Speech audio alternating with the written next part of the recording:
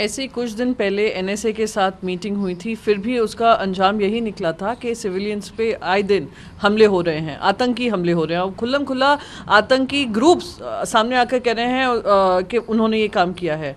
जिस तरीके से पहले कहा गया नोटबंदी जाने के बाद टेररिस्ट अटैक्स ख़त्म हो जाएंगे, फिर जब 370 हटाई गई का नॉर्मलसी आ जाएगी, जम्मू कश्मीर में कोई भी जम्मू कश्मीर जा सकता है। अब जो वहाँ पे आकर काम कर रहे हैं उनको भी भगाया जा रहा है और सरकार हाथ पे हाथ रखकर बार बार रिव्यू मीटिंग्स की बात कर रही है, तो समझ में आता है कि सरकार के हाथ से ये पूरी जो स्ट्रैटेजी थी वो विफल हो गई है।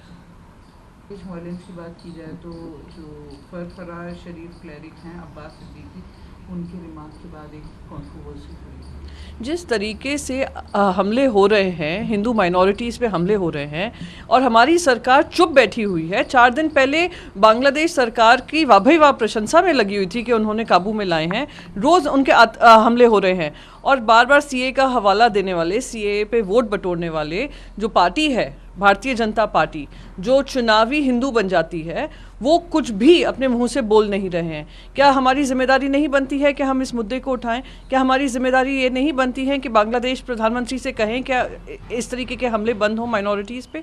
तो बार बार इनका काम में करने में और कथनी में जो ज़मीन आसमान का अंतर है जनता के सामने है। मैच की बात की जाए तो बीसीसीआई की राजीव शुक्ला जी का कहना है कि इंडिया पाकिस्तान का मैच जो है वो कैंसिल नहीं हो सकता, आईसीसी का कमिटमेंट है।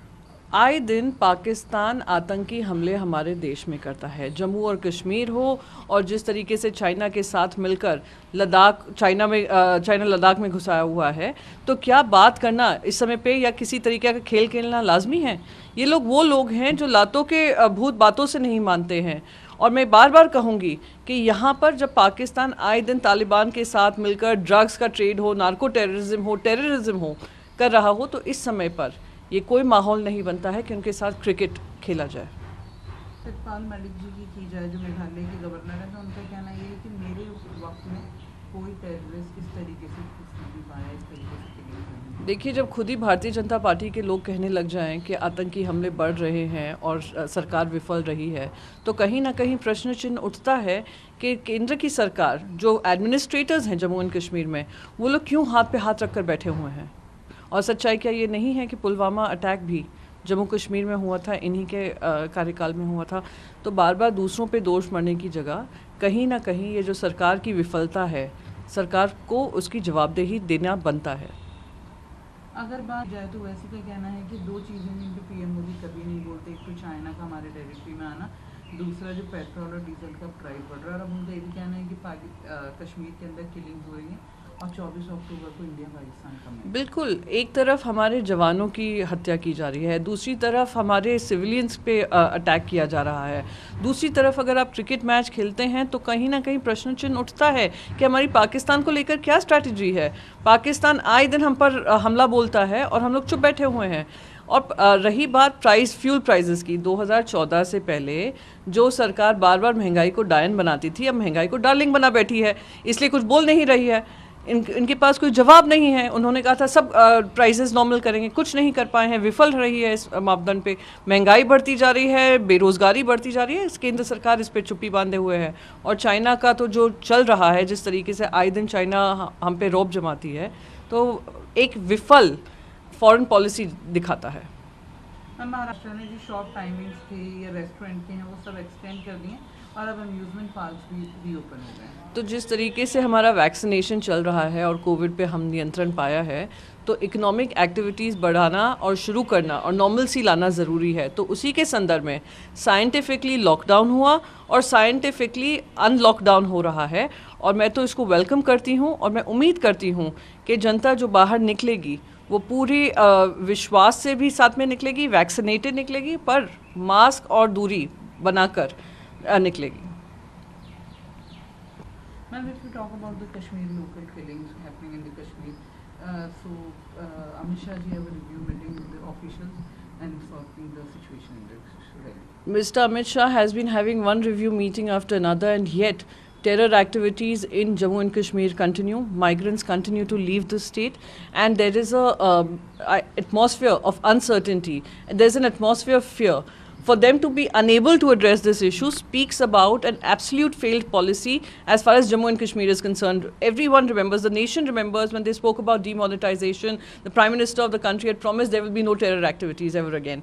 When Article 370 was repealed, it was Mr. Amit Shah who came forward and said that normalcy will return again. Is this the normalcy that they had envisaged? Is this the normalcy that they're bringing to the people of Jammu and Kashmir? Ma'am, the Farfara Sharif cleric Abbas Siddiqui remarks is of controversy. No, absolutely. The way the controversial remarks are being made, the way Hindus are being targeted, it's extremely unfortunate. And yet we have a government which is totally silent against these attacks. ISKCON temple was attacked. We saw Hindu minority homes are being attacked.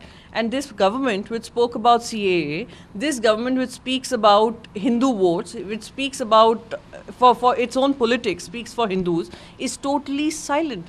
Hasn't even taken it up with the Bangladesh government.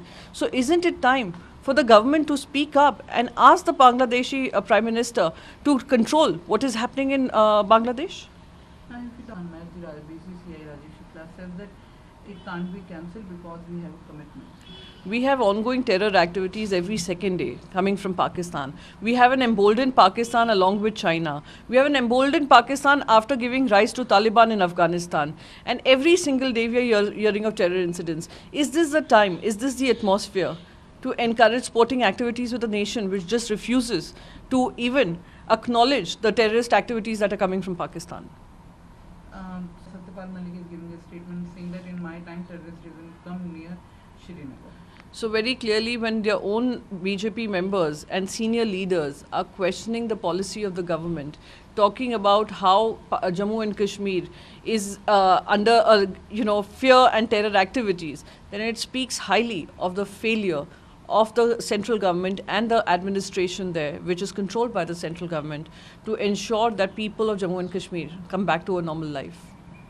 Now, Oasis, he's saying that PM never speaks on two things. First is petrol, diesel fuel high, and second, China in our territory. And now he's saying that killings happening in Jammu and Kashmir, and there's a match with Pakistan on 24th of August. So if you look at all the three topics, whether Prime Minister Modi spoke about diesel and oil prices before he came into power, if you speak about his policy vis-a-vis China before he came to power, if you speak about India's relationship with Pakistan, so we've heard 56 inch, we've heard Lal Lal Aankh, we've heard Mehengai Dayan, from Mehengai Dayan to Mehengai Darling.